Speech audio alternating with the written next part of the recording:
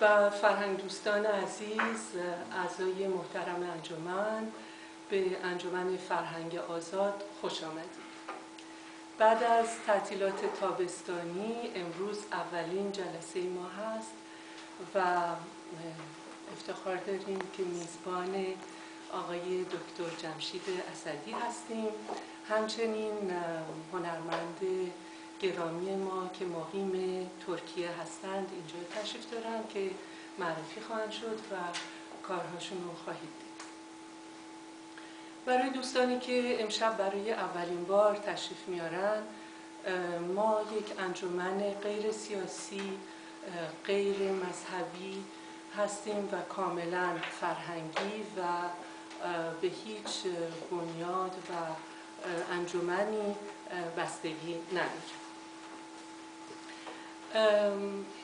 برنامه امشب ما سخنرانی در مورد جهانی شدن چیست که آقای دکتر جمشید اسدی قبول فرمودند در این باره صحبت میکنند. قبل از اون یک معرفی هنرمند داریم، همونطور که گفتم آقای دکتر رامین حاجی ملکی که مقیم ترکیه هستند. ایشون تحصیلاتشون رو دکتراشون در رشته صنایع غذایی هست و تخصصشون در شیلات. در کنار تخصصشون ایشون هنرمند هستند، یعنی نقاشی مینیاتور انجام میدن که فوق‌العاده زیباست که خودشون در این باره صحبت میکنن. یک چند لحظه‌ای جناب آقای دکتر پویانفر مثل که پیامی دارن برای انجمن، در آخر گفته خواهد شد. آقای پناهی هم قرار بود تشریف بیارن که حالا حتما خواهند اومد، که معرفی موسیقیدان و خطاط هستن که حتما خواهند اومد.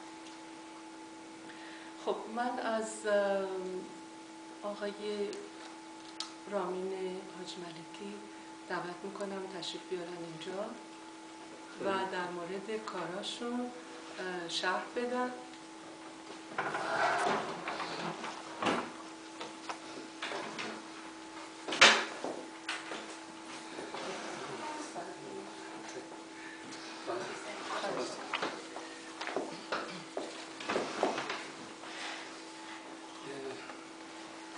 قبل از همه درود و سپاس دوستان و انجمن فرهنگ آزاد و خانم ناهید انزرجی که این افتخار رو به من دادین که در جمع شما باشم و بتونم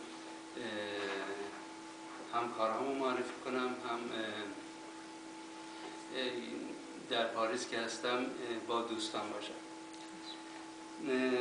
اول همیشه هیجان زده میشم، یعنی اول کار همیشه هیجان زده، با اینکه چندین بار تو جلسات بودم، ولی باز سعی میکنم که یه توضیحی از خودم بدم و بعد در مورد کارها یه معرفی کنم. بیش از 20 ساله که در ازمیر ترکیه زندگی میکنم و توی همون ازمیر هم ازدواج کردم و خانومم اینجا هستن و ترکیه هستن. یه مقدار زبان فارسی رو شاید متوجه بشم و 2 سالی هستش که سعی میکنم در معرفی روش جدیدی که در نقاشی شروع کردم هم تو ترکیه هم در جاهای مختلف معرفی کنم. 2 نمایشگاه بزرگ در استانبول باز کردم، یکی در سالن لطفی کردار اگزیبیشن سنتر بود، نمایشگاه بزرگی بود که جمع زیادی هم اونجا بودن، و یکی در مارین موزیوم بودش، و نمایشگاه آخری که چند ماه پیش در ازمیر بود گشایش مرکز فرهنگی کره جنوبی بود در ازمیر، نمایشگاه گشایش مرکز فرهنگی. در ضمن در این مورد 2 رپورتاژ و 2 برنامه فرهنگی در تلویزیون ترکیه در معرفی این کارها انجام دادم. متن اصلی هر 3 نمایشگاه و کارهای جدید من به صورت 3 بعدی موزاییک‌های تاریخی رو مینیاتوریزه کرده و روی سرامیک دوباره اونا رو زنده کردن هستش. به نظر 2 منقدی که در این مورد صحبتی باشون داشتم، این بیشتر نمایشی از نوع روش پانتولیزم هستش که در امپرسیونیسم ما میبینیم، ولی طبعی نمایشگر تاریخ 2000 ساله تاریخ قدیم روم قدیم و بیزانس قدیم هستش. البته این فرهنگ موزاییک تماما فرهنگ مدیترانه است، روم قدیم و بیزانس. این هنر در استانبول در آیا صوفیا میتونین ببینین، یعنی آیا صوفیا رو که بگیرین تمام سقف آیا صوفیا با موزاییک تزیین شده و تابلوهای بزرگی هستن. اون تابلوهای بزرگ رو من دوباره مینیاتوریزه کردم و با اصل مطلب کاملا وفق میکنم.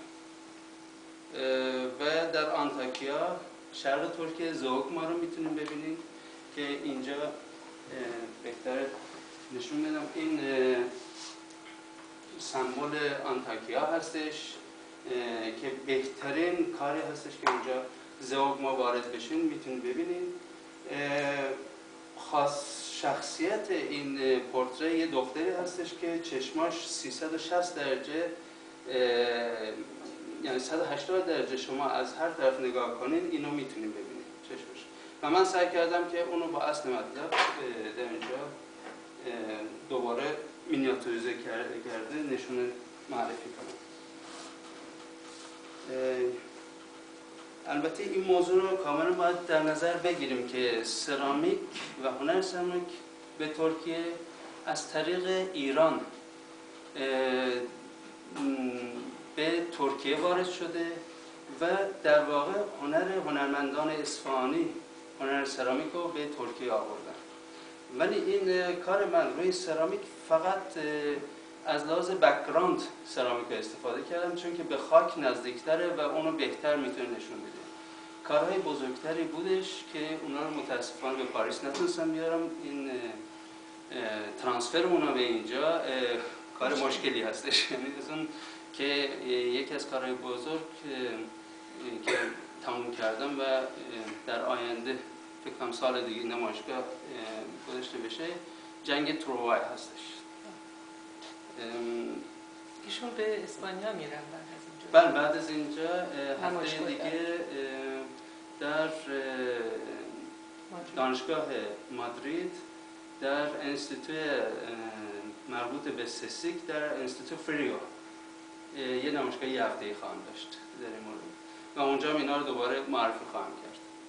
این روش جدیدیه و در دنیا موزاییک رو به صورت سه‌بعدی و مینیاتوریزه شده تا حالا نشون ندادن. روی بوم نشون داده شده ولی به صورت برجسته و سه‌بعدی این کار انجام نشده و سعی من معرفی این هستش و در مورد تکنیک این 2 جمله میتونم بگم که زیرسازی انجام میشه. این زیرسازی اجازه نمیده که این نقاشی ترک بخوره و یا بریزه و سالها ماندگار هستش. زیرسازی از سمهای طبیعی استفاده کردم که هم از ایران استفاده کردم هم از هندوستان آوردم استفاده کردم. بعد روی نقاشی اول با آبرنگ طرح اصلی ریخته میشه، روی آبرنگ دوباره اون طرح‌های دیگه به وجود میاد. بیشتر کارهای من روی پورتره هستش. پورتره ها کلا شخصیت ها رو نشون میده چون شخصیت ها همه چیز رو به شما میتونه توضیح بده و چشم اصل مطلب هستش. وقتی چشم ها رو شما بتونین کاملا شخصیتش رو روی چشمهاش بذارین نشون بدیم بقیه مطلب زیاد تحت تاثیر اون قرار میگیره.